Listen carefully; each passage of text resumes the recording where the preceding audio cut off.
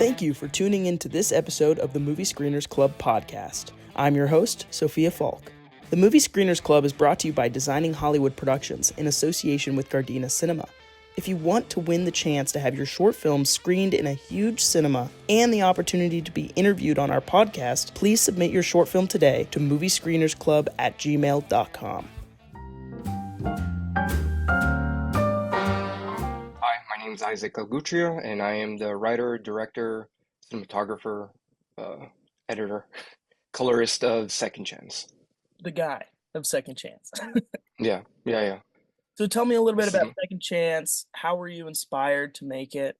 Yeah, so the idea of this story kind of developed as I first thought about it. It's had a bunch of rewrites, and but the original idea, the reason why I even started this is because at my job we used to have a film festival, and we used to, because of the pandemic, it stopped 4 years ago. So a lot of people were bringing up to me like, "Hey, what's going on with the film festival? Are they doing it this year? You know, is it ever going to come back? Are you going to do another project?" Because I was in the finals on the last one. So then I thought about it. I was like, you know what? Like, everyone keeps bringing this up to me. I feel like I should do something about this. So I started a petition to bring back the film festival. So it's this kind of mission for the last like 7 months to bring it back. So then I thought to myself, you know what? If I am going to bring back this film festival, I should start writing a story. And so I dabbled in a couple ideas. The original idea was that the main character was gonna try to go back in time to save his mom, prevent his mom from dying. He was like a typical like low life looking type of guy, like just in like he had a rough life pretty much, and you didn't expect him to kind of like want to go back in time to save his mom. You'd kind of expect him to go back in time to like rob a bank or something, or catch his girlfriend cheating or something, Mhm.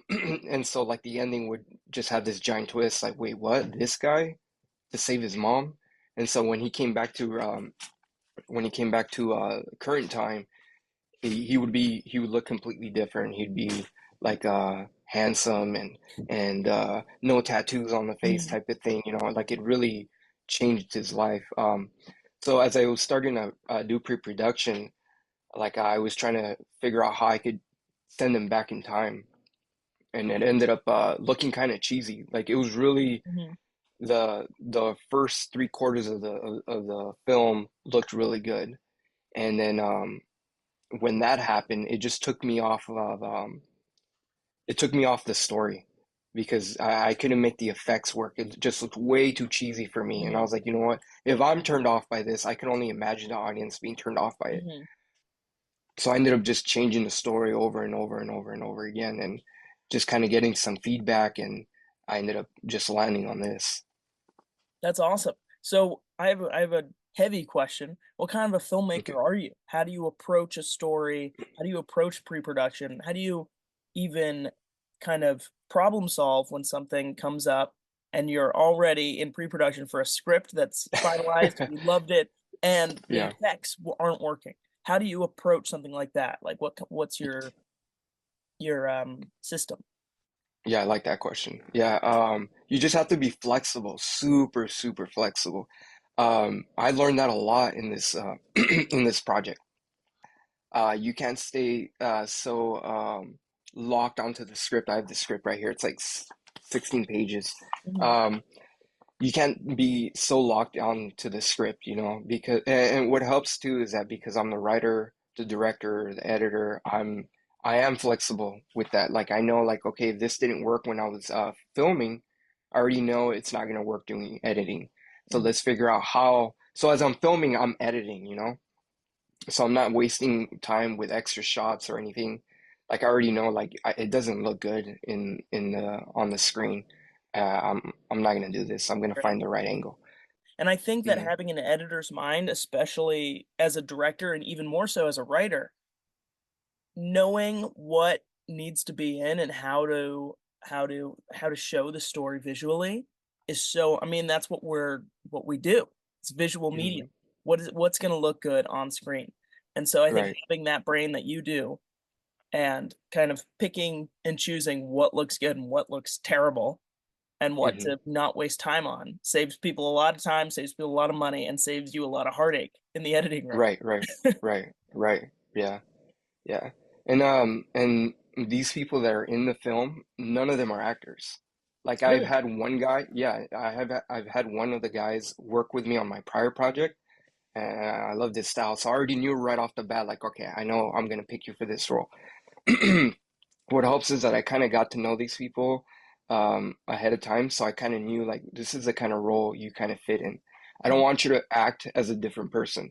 I want you to be you, and I like your mannerisms. I like what you do. You're just saying it in these words, you know, Mhm. and kind of coaching them like, okay, look, try to think of this from the past. Like, did you ever run into this problem? Yeah, okay. How did that make you feel? Okay. That's kind of what this character is going through, you know, so try to think of that emotion as you're saying these lines. So I never did what was it called? Like script reading? I forgot what the Oh that yeah, kills the line reading. creativity. Line Yeah, reading. okay, there you go. Line reading. Yeah, Yeah. Yeah, I didn't do none of that. that's But yeah, great. we did a lot of table reads. We did a lot of pre-production, you know, just shooting with my phone, trying to find the right composition Mhm. using my phone. There was a lot of pre-production, and that helped out a lot because it made these actors or non-actors more comfortable being behind the in front of the camera. And they trusted me, you know, they seen my prior work and they're like, okay, if you say you're gonna make me look good, I completely trust you. So that helped out a lot. What was it like writing in the voice of a person that actually exists? Like, did the actors read your script and think, "Oh my God, this is actually how I would say this," something like that? Not at all. Not at all. No, no. I was really I'm really again flexible with improv. I love improv. Mhm. As long as we as a story moves along, it's totally fine. Like if we get from point A to point B, that's I'm okay with some improv in between, you Yeah. know, and that really added a lot to the characters, big time. You know, stuff that I would have never said, you know. Originally, this story, like I'd mentioned, was for a film festival at my job, so I Mhm. had to be PG-13. So I kind of like I had no curse words and stuff, and the improv like it naturally brought up you know people cursing, and I was like, you know what? I kind of want it in there. It Mhm. needs to be in there. You know, in that situation, I don't think you would control yourself in not saying a bad word. I think anyone in their right mind would. Totally.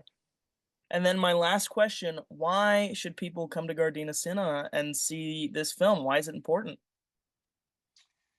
This is probably my fourth big project. This is actually the biggest one that I've done so far, and hopefully it gets bigger after this. I've had I think total of like 16 people on this project, Wow. from like main characters to like extras, you know. And it was a big challenge for me to do this, and it was awesome. It was frustrating at the same time, but we worked it all together as a team. I think this is a story that a lot of people are going to connect to. You know, it's kind of like your underdog and someone trying to just wait, looking for someone to just throw them a bone, but life keeps kicking him in the ass over and over, Mhm. you know, and then this guy just, you know, has to choose whether he's going to do the right thing or not to, you know, get this second chance at life. Being able to come to Gardena Cinema and just watch it in like a big theater, you know, having that atmosphere, having the history behind it, it's pretty amazing. I just came to it recently to the last film festival, and I was kind of amazed. I was so thrown away from like the again the vibe and the atmosphere from it. It's amazing. I can't wait to see it. I haven't even watched it on a big theater. I've been watching on my little computer, you know. So I'm so excited. I loved watching everyone else's film too. You know, I really enjoyed seeing other filmmakers work. You know, it's just you know it's a community thing. You know, being able to support upcoming filmmakers. You know, networking is a big thing. You know, I Yeah. really love that. Um, yeah, and just having a good time, bringing friends and family, and just having a good time enjoying other people's work. Yeah, it's a super fun night. go watch Isaac's film, Second Chance, August 15th at Gardena Cinema. It's going to be fun. Thank you. Yeah. Awesome, Hope Isaac. to see everyone there.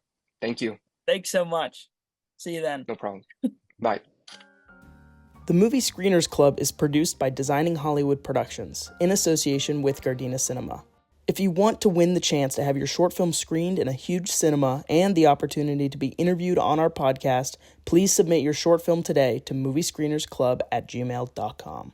This episode was sponsored by Smokebreak Productions, addictively entertaining.